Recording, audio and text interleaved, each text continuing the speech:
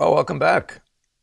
Here's a new subject, not one that we haven't touched on numbers of times, but focused on no. And thank you, Janet, for the quest for the I don't know what you want to call it question, I guess. Um, but before I do, thank you all very much for your response to my plea last week for a little funding for Mr. Producer and his thriving family. I'm not sure that's why you came through, but it might be, and I really appreciated Paul B, Norma T, uh, Sonia, that is Jimmy C, and Aaron D. Aaron, that was really quite special. Um, so thank you all very much, and we're still chugging. So let's not mess around. Let's get right to the questions. And this one, Janet she put out quite a lot of stuff here, and I'm going to better put it on a big screen here. Yeah, there we go. And so we're good. I'm filling the screen with it. We're just going to read through this, and I'll talk a little bit about it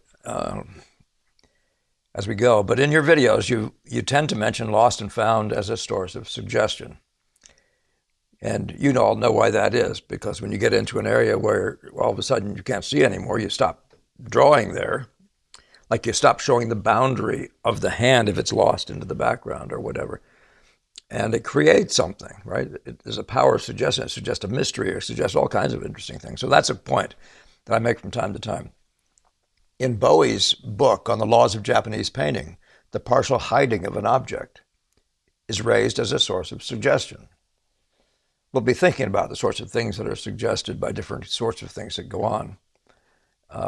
In the book on John Sargent by Charteris, a mood can be suggested. Cox, in the classic point of view, writes, horizontal lines will suggest rigidity and stability. Curved lines will convey the idea of motion.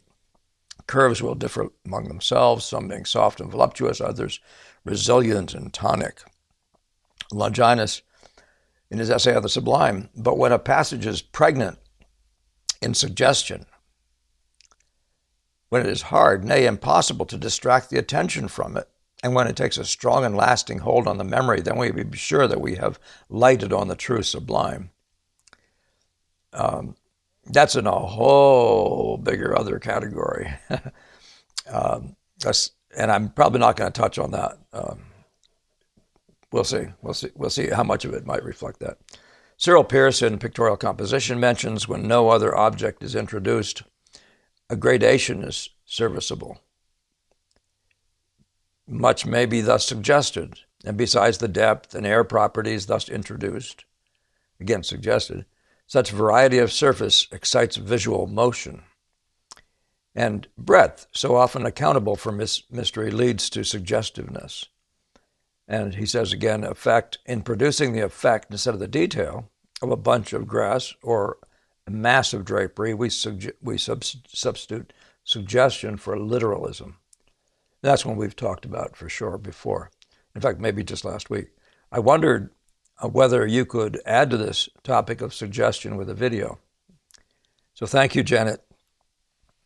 I've forgotten what your last initial, dear. I usually put down the last initial. Sorry about that.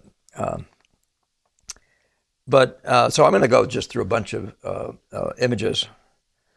But before I do, I wondered if I might just take a minute and talk to you about this idea of suggestion in a bigger way, because one way of looking at it, everything on the canvas is just suggestion. I could quote. In fact, let me pull up a Degas quote here that I've saved. All lies, he says, it's all lies with the accent of truth. In painting, you must give an idea of the truth by means of the false. Drawing's not what you see, but what you must make others see. These are all in that class of what we really have in front of us. So one of the reasons I give a title like I have to this thing is because we haven't got reality in front of us. A photograph isn't reality, and it's an image. It's a two-dimensional image. It reflects some of the visual relationships, the visual data, and their relationships to each other. But if I was walking you through it, I would probably just ask you whether or not everything isn't suggested. What part of this thing is actual? What you have in front of you actually is a frame made out of gold leaf, carved wood. You have a canvas. You have pigment stuck on the canvas. You have the marks made by a painter. You have color notes, and arranged, in their 2D visual relationships. You have a subsequent likeness to the visual impression. You might have a color scheme. You might have a distribution. You will definitely have a distribution of light effects, what we call the spotting of things. You'll have a distribution of phenomena across the page, varying in size and shape, and you'll have certain things like repetitions of certain kinds of shapes. Those are the realities of painting. You might have something we call beauty. Do you see what I'm saying? But it's just visual beauty, right? Now you can allude to real things, like the grass, the brokenness of grass, and we'll just talk about a few of those things.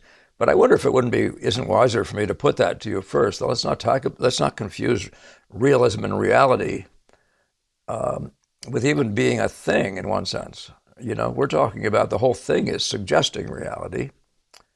It's a stand-in that reminds us of reality, which is the very power of suggestion. By the way, I like that word, the word implicit, right? What's implied? So a story even is implied. You're telling a story, but it's not the event. So anything you want to say in that direction is in that class. And so let me just show you a bunch of pictures and just talk about various aspects of suggestion. Paintings are full of suggestion in the way you're talking about too, like the idea of a mood being suggested. One of the things I've shown you before, this captive, I always think of these captive slaves as being as suggesting the entire human condition, this latent potential that we all have, and this struggle to become, from a child. It's interesting watching an infant. Taking form in the sense of not in the embryo, but in the womb, but after that, finding itself, finding its personality, just coming into being, And there's clearly some sort of a struggle in that way going on. But this one, what is this? It suggests that. It suggests struggle, maybe at the very least, work, any of those kinds of things. It isn't work, right? So to the degree it isn't work, I mean, it was work to make it. But you see what I mean by saying suggestion? So it's just and by the way, I put this to you merely as speculation and discussion. I'm not going to sit here and try to make some great painting theory out of this kind of stuff. I'm just simply asking you what you think, really. I'm putting it to you, okay? You might say I'm even amusing myself. Here's something where so many people like the trompe, the fool the eye. So this is suggesting trying to give you the illusion of somebody really climbing through a picture frame. The trompe, the fool the eye model is, classic, is full of that. But it can only merely suggest that, right? That a person is climbing through a frame. There is no person climbing through the frame there, right? So now you might be saying I'm being what's the right word? Being obtuse. I'm not being obtuse with that at all.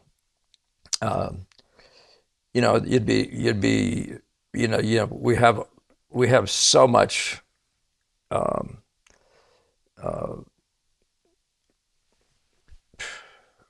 much less, shall we say, on a canvas. We have everything we have is true up to a point, and the relationships are what make it do the things it does. I'm going to drop that. I'm sorry that I didn't develop that point a little bit, but so here's the idea. This is a Leighton, the portrait of the explorer Burton,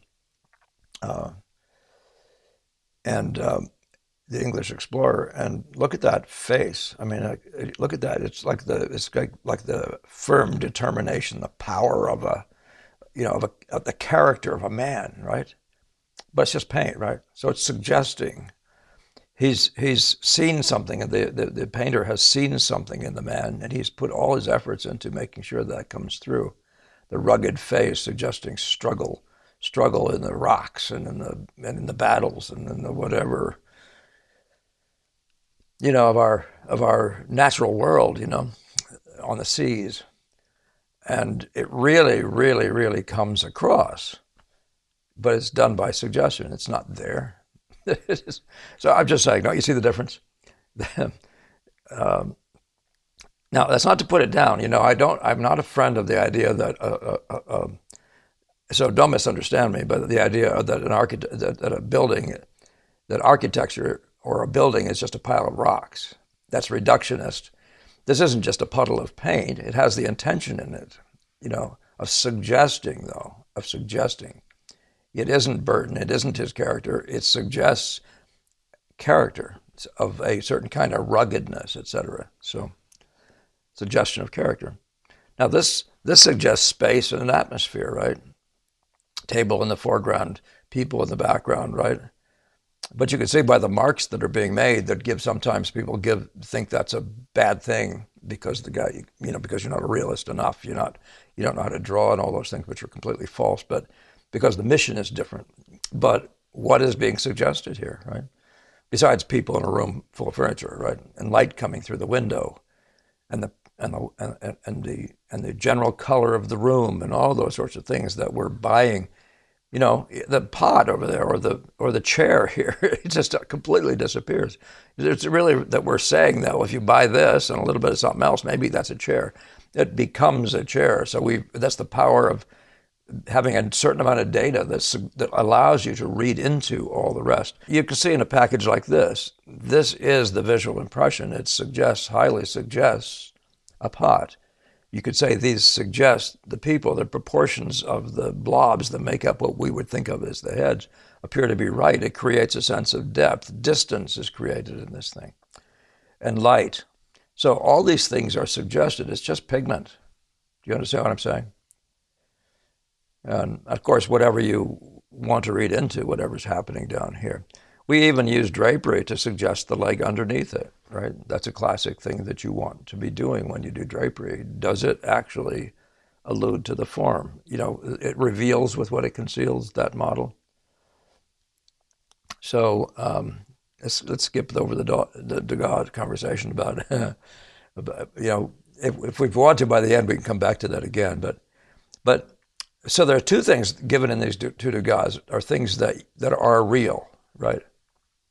So the upper one actually suggests a scene at the ballet. It wasn't a photograph of the scene. So somebody would say if it was a photograph, then it's more than just a suggestion of something. I don't know if that's rational to say. But what we can say for sure about that upper picture is that it's a color scheme. It's a well thought out combination of colors to please the eye. So the painter has created beauty. He's created a color scheme. And that's a reality, right? That's the reality of painting. And the other one down below, he's created spotting, the distribution of these spots. So he's created a pattern of value units. And he's done that. His placement of paint has given us a phenomena that's real. It's this abstraction, that for the realist mind, that makes up a stage with props and musicians in the foreground. But in fact, what it really is, obviously, it alludes, it suggests people, it in fact articulates what people would look like in that environment. But it actually is, so you could say, is it not so, I should say. And again, I don't want to take you away and say architecture is just a pile of rocks. A painting isn't just a pile of spots, but that's a reality that sits here in front of you, just like the color scheme above. There's a spotting game, a spotting abstraction that's real in this picture. And you can derive things from that content of other kinds, right, which are also suggested. Like you might say in the bottom one, hard structure. This one here has soft, feminine qualities, right? Maybe grace of a sort. Different in different expressions in different pictures, right? Expression, what does that even mean? It's a suggestion, right? It suggests that, right? So now this one is a painting by Velasquez, and he's really a model for us. But this suggests so these guys are pulling their father's leg. They brought this. This is the Joseph and his brothers scene. They're bringing back Joseph's clothes that they've bloodied up with some goats, but they've sold Joseph into slavery, right? This is a Bible, an Old Testament story. And these guys are putting on an act of being emotional about it. And so there's a capacity to tell a story and even suggest the emotions of the characters, right? Right. So, but that's what it is. It isn't the emotions of the characters. This little puppy here reminds me so much of that one of the Rubens we've talked about from time to time. But here's a dog barking, right? That suggests motion. All these suggest motion, right? There's a story, there's a scene going on, or there are players in the scene. So all those things. And this suggests a barking, irritated, upset dog. But it implies barking. It implies action, right? But the painting is still, it's not acting. So all motion in a painting is suggested, isn't it? Now, this is really kind of like, the sort of the mother lode. Every so much is suggested here. The spinning wheel is suggested that it's moving, right? That it's actually spinning. They're two totally separate atmospheres. There's a room here with its own light, and there's this room with its light, creating two different atmospheres. There's great distance in this picture. Of course, pictures don't have distance, do they? I like Ang saying pictures are flat. He implies that they're nothing more than bas relief, but they're not even bas relief. Paintings, that's only suggested. Paintings are flat. So, you see what I mean? So how much of what's suggested, intimated here, implied, alluded to, if you find your own best words for that, it's always best to do that anyway.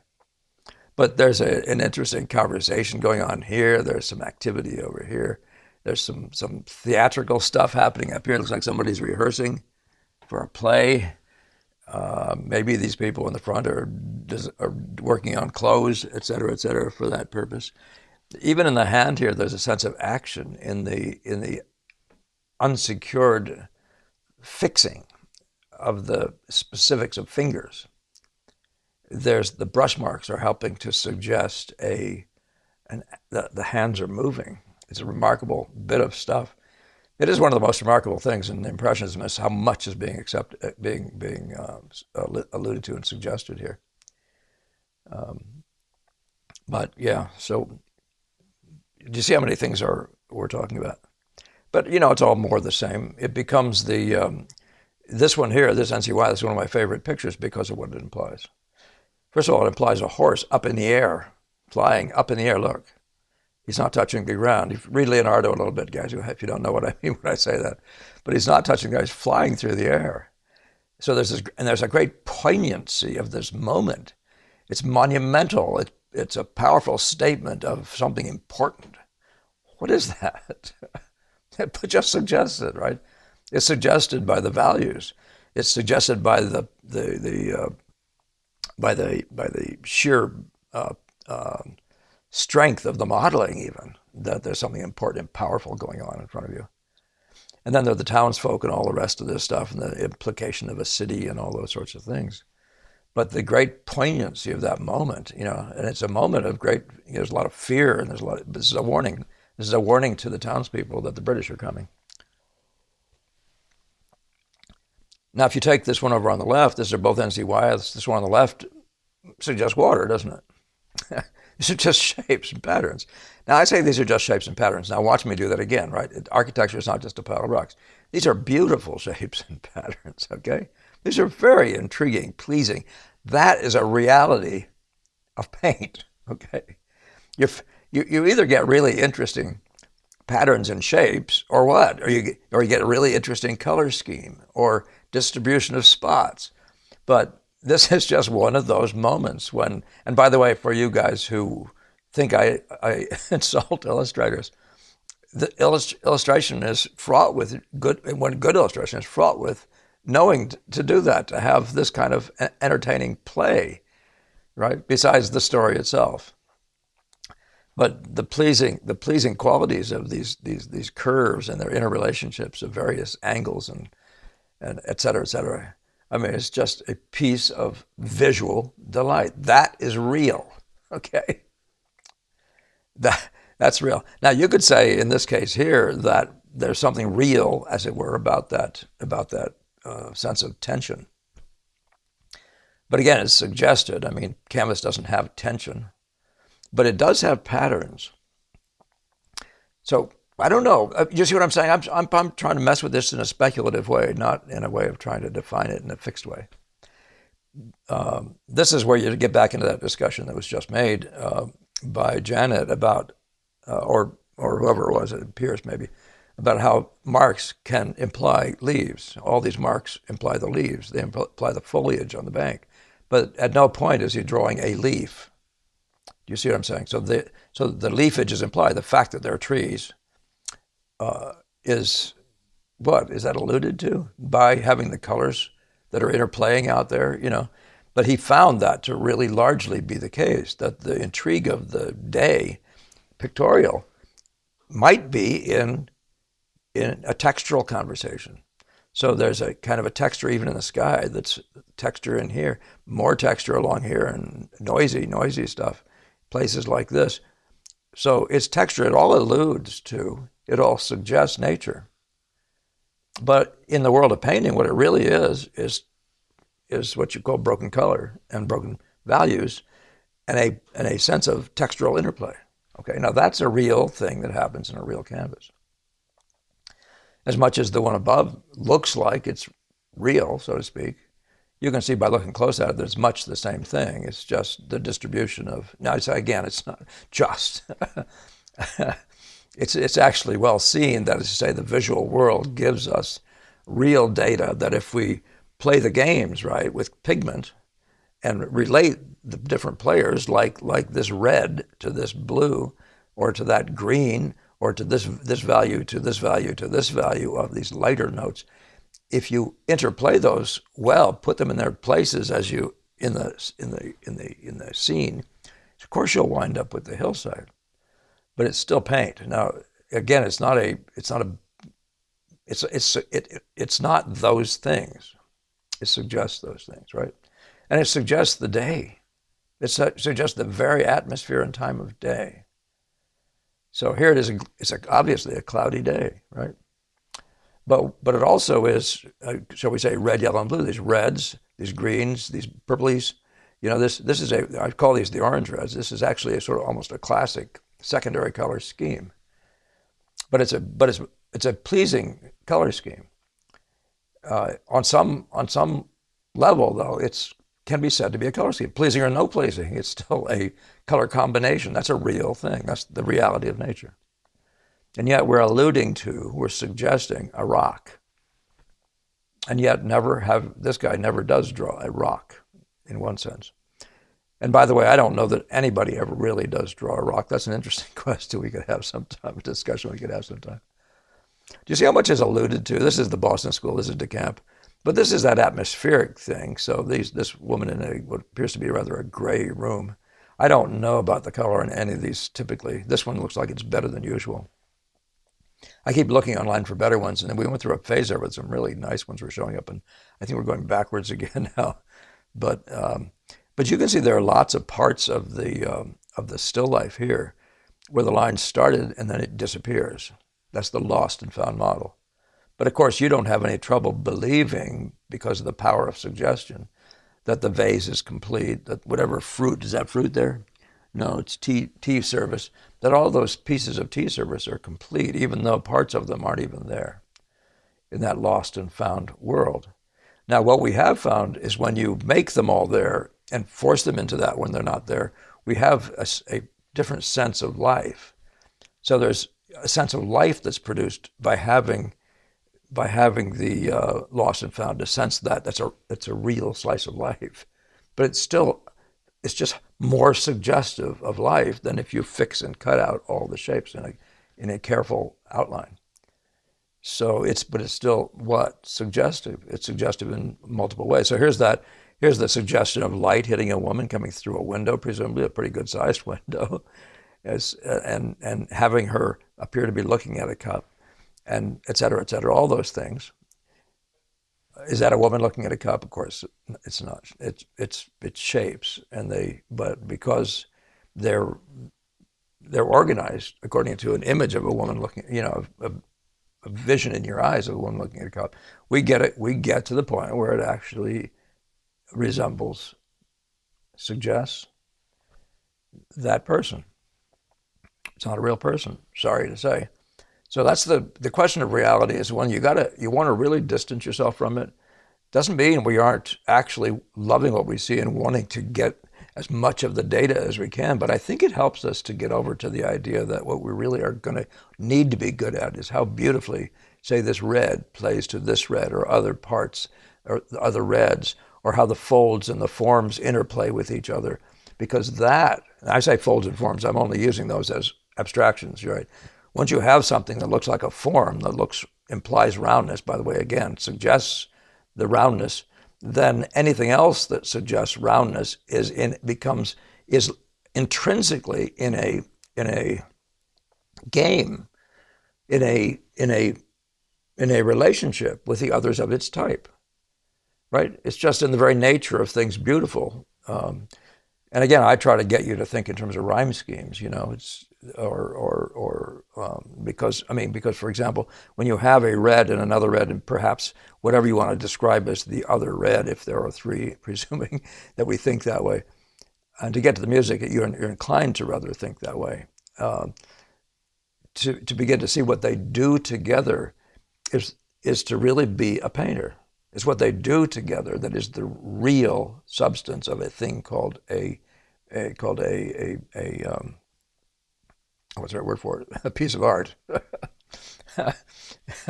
Object art, right? Just the art part is that function of that data in that field. Does that justify abstract painting? Well, in one sense, of course it does, because a color scheme is a color scheme. Even if you're just painting the doorway to go with the door, to go with the wall color, you're still in that game. It's just color to color to color, and it's a real thing. It's those colors, those things, that how they perform in this little rectangle you've got in relation, to each other. That's a reality. That's a hard reality. That is our world. That is realism 101, shall we say. Let's get real. These paintings are the reality itself. So here just happened to run across this little print by Benson, but this you would immediately zoom into this to see what this is about. Okay, there's story implied, and then you'd go in to see, maybe you might even go in to see how good the drawing is. You might even start thinking about the composition, but what it is intrinsically is black and white ink. And now again, don't get me wrong, I'm not saying that architecture is a pile of rocks. Although you can say that an etching is just ink on a paper, except that it's not just. There's no just. So it's this really fortuitous distribution that is the reality, right? So it's the distribution, this spot to these other big spots here, and how they interplay. The busier lines here and how they interplay with the, say, middly busy here, or the lighter, finer ones to the middling ones to the big blobby ones out here, or something. Those kinds of things you can analyze all day long, because that is the substance of what we have, pictorial. And so the picture is all we have, the picture. Now, what does it imply? It implies mourning, it implies hunting, all those things, right? Of course it does. But of course it isn't those things, right? So I don't mean to be silly in that way. We all know that paintings aren't the real thing. But if it's all lies, is it possible that's what Degas is really saying, that all those things are fake, but what isn't fake is what these values do in relation to each other. That is what you got. You could say what you see is what you get. okay, in painting. And that is where the pleasure comes, right? It's in the seeing. It's in the interplay of of colors participating with each other to make an event. In this case here, we're talking Winslow Homer. He's created a monumental effect, a sense of grandeur, so that he's taken a couple figures and he's made it into a monument, right? And so it has that feeling. It's the big powered up pyramid sort of thing that is, it always gives you that sense of celebrating something important. And it's the women waiting for presumably for their fisher men to come home. And so it does create that. And it could become in itself rather a monument to that thing. And maybe it did become a monument in a sense, right? But in a different sense, right? But again, rock, it suggests rocks, it suggests water and all those sorts of things. And yet, what is it? By the way, the idea of rocks and interplaying with other rocks is a real thing. Humans related to humans, even the boat out there and the human, you're getting connections because they're verticals, but you're also, for other reasons, you're getting connections. Presumably there are people on that boat, etc. So all that content is actually there once these things become women, when these blobs become women or those other blobs become rocks, clouds, or whatever they become. So that content is there. It's real. That you look at it and you don't miss that there's a story implied here. There's a story being set up here. So which is it, or how is it? How does it work? I put that to you really as a question though, because it's really a fascinating one to me. This is by Arthur Matthews, and you can see what it does. It's I think it's called Eve, but it implies something of the mystery of perhaps a dark event. It implies something even spiritual, heavy and dark mood, mystery, and et cetera, et cetera. Okay, so that's in the power of suggestion. In that world, the reduction of colors, so that there's question about what is this and what is that, just like nighttime. That's a real thing. It really happens. So much of our suggestion is because we already are familiar with things. We know what they would do if they were, we know, shall we say, we know that's night. And that's maybe night in the woods, at the edge of the woods or whatever. So, again, what we have to be good at is the distribution of the pictorial elements, the value distribution, the patterns created by them, and to whatever extent, of course, that there are figures created, the proportions and all those sorts of things, it becomes a factor in people's thinking. If you can't draw a figure that looks proportionately right, people will rather discard what you're doing. But I would say that if you can't organize your spots to be intriguing and aesthetically, intriguing, and that is to say, to convey the things you want to suggest, like the night, but also to be intriguing just in their distribution across the page, their various sizes and how that interplays in a rectangle that you're trying to decorate. Would you want to say a word like decorate? In a sense, though, it's always that. We don't mean that we're decorating something as much as we mean that this rectangle has an aesthetic necessity. There's a thing about pleasing, in the same sense as music is about pleasing.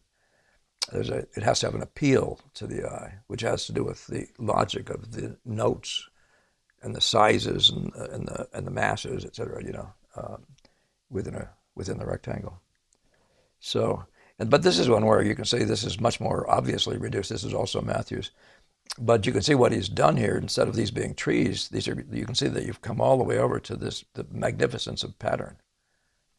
So this is just, and by the way, Matthews was born very similar. He's very similar in age to the Bunker Boston School guys, right there in the 1860 sort of range. So he was around doing this thing, arts and crafts movement stuff. The aesthetic, some people call it the aesthetic movement. I think you'd say that's some of the same influence. But nevertheless, here you have, it's an intriguing placement of these things in relation to these things. You can see there's an intrinsic logic to it. So that's always It's always important in a picture to have that, but in a rectangle, it's always there. It's either the picture is logical and it's in the placement of things that relate to each other, and the general important impression on the page.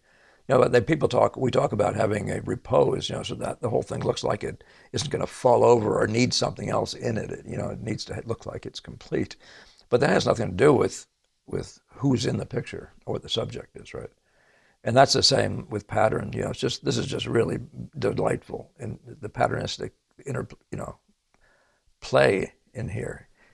Pattern in the same sense as the dark figures on a light vase, or red figures on a dark vase of the Greek vases. But you can see that there's a great one of these and not the minor one over here, and these guys are doing variations on that are weaker and weaker. But the evolution of interest, the interplay of interest, the organization of interest is always in your eye because it's always there. It's like people talk about eye travel in pictures.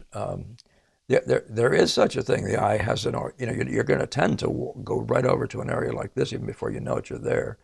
No road in, any of those sorts of things. It's just in the nature of the thing visual, and it behooves you to figure out how that works. Look at your own paintings and don't think about where you wanted the eye to go, but actually come around the corner and see where your eye immediately is. And you'll have some idea of that. And then your eye moves logically from likes to likes. Like if you're right here right away, you'll probably quickly be there. And then, of course, maybe the way these are oriented will get you back down to here, or several other things, right? But you can see the pleasing interplay of these reds here, say call these reds, and how they play with all these reds in through here.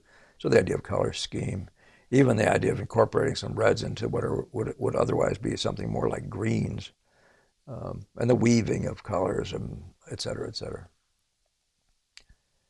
But that's our world. You're looking at our world. That's the part we don't want to fail at, because that is the reality. It's the objet d'art. It's either pleasing and lifts the soul, delights the spirit, or there's a risk that it's just realism or some story.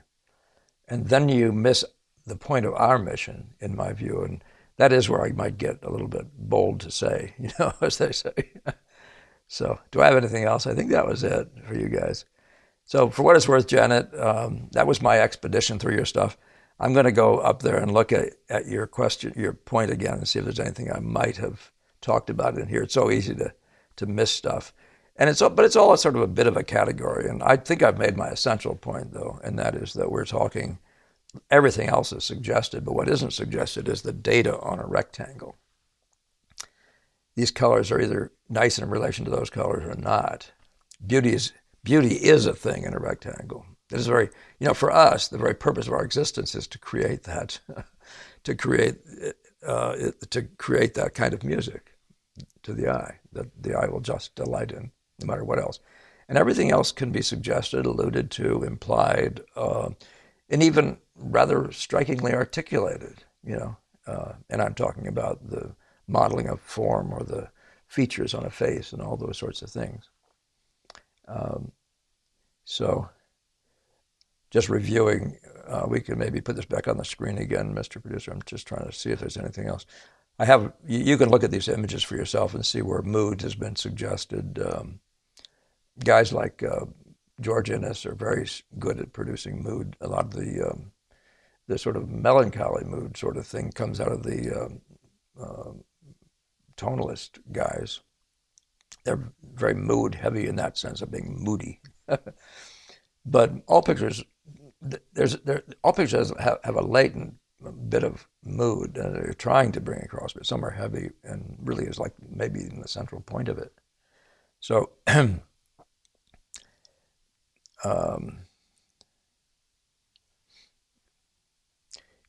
if we looked at Longinus on the Sublime, and it's a read you might want to make. I don't know that we have it we should. It's online, I'm sure. But he says, when a passage is pregnant in suggestion, when it's hard, nay, impossible to distract the attention from it, when it takes a strong and lasting hold in the memory, then we may be sure that we have lighted on the true sublime. That is one of those things where I was saying with that Michelangelo thing there, that does that to me, right? It takes hold of my imagination and conveys that it's all of a sudden way bigger than what it is. That's a power of suggestion, and numbers of paintings have them. I recommend you go look at paintings, and with the idea of seeing, you know, which ones convey this sort of suggestion, you know, the profundities of life. There's a poem I could recommend by Richard Wilbur, and I apologize, I don't remember the name of it, but it's about his daughter. It does that whole thing, and it almost is about the struggle of youth, the struggle of growing up, and it just describes a scene in his house where his daughter's up there typing on something with a noisy old typewriter. I wish I could tell you the name of it. Richard Wilbur was the American poet laureate, I believe, for a while, if not still or whatever. But there's that ability to convey. You know, that suggests in a whole different way. You know, intimates. I love that word, intimates. It intimates a much bigger thing. That's where the words like metaphor come in. You know, but it intimates something that you can't say is there in itself, but it's other. Well, you guys play with that. Have fun with that. When you're painting, you know, whatever you're doing in your own work, notice what parts, what you're suggesting and what is, and all that sort of stuff. And you know, I try to get you students to separate themselves from the isness in the sense of literalism as a thing, like that's a dog, let's make dog, and get you all the way over to the players that make the dog, you know, like the shape, the form, all those sorts of things. That's the content. That's the actual content of our pictures. And I say the form, by the way, we allude to all those things. Light, we allude to light, right? It's not really there. Well, some things are lighter than others, but we model and make gradation alludes to form, or some gradations allude to the movement of light across a wall and all that sort of stuff. So, and yet those things, when they do that, they have a content by suggestion that then has to be well regulated, has to be shall we say, adjusted or corrected to play well off of other players of their type and that sort of thing. And that begins to get the idea across of what composition actually might be. I'm out of here. Hey, Michelangelo, here's to you. And to the rest of you, I hope you have a great week. And thank you again, you four, for those really kind contributions this week. It was really huge. And it made up for a couple of slow weeks. So, but yes, as I said, I don't take money from this, but I do need to pay my Mr. Producer. So thank you very much for all those comments, donations, liking, sharing, subscribing. Please keep it all coming. It does help over on YouTube to get a little. That also helps. I mean, on YouTube to get a little bit of support to the creator of the video. So I wish you all a good week. Hope you paint well.